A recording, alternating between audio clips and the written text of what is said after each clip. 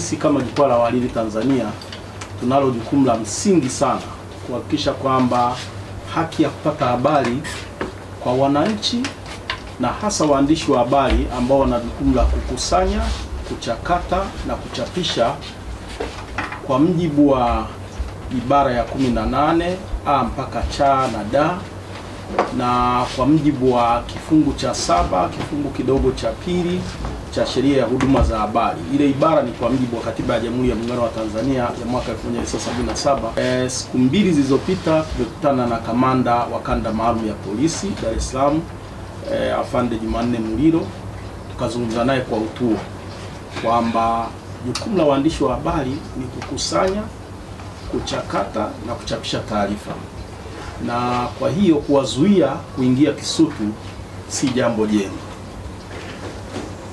Hawaendi kumpigia debe mtu yeyote, wanachokwenda ni kuujulisha umma kwamba kuna hiki na hile kinatokea pale Kisutu.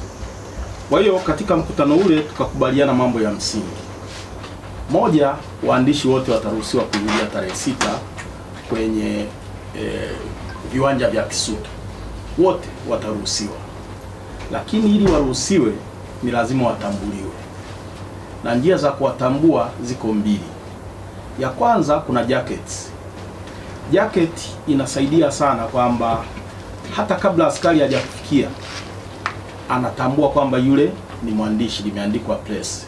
Na ndio maana hata vitani ukiangalia ukienda pale Palestina na Israeli wanavyopambana, au Ukraine na Urusi, mwandishi wa habari hauawi, lakini kitu cha kwanza kinachomtambulisha ni helmet iliyowekwa press na jacket alilolivaa.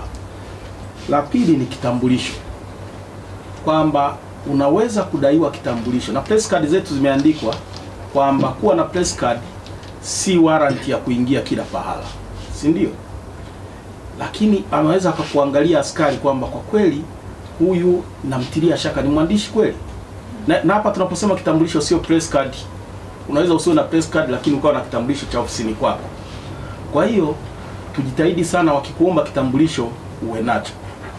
Sasa nafahamu kwenye social media kuna watu ambao wanatokea kwenye vyama vya siasa na wanalo jukumu la kufanya kazi za vyama vya siasa. Basi vyama vyao viwape vitambulisho. Yaani itambulike kabisa kwamba taasisi fulani inawakilishwa na fulani. Hilo litatuondoa katika mgogoro mkubwa. Tuendelee kushirikiana ili taifa ni letu. Hatuondoki kwenye Utanzania.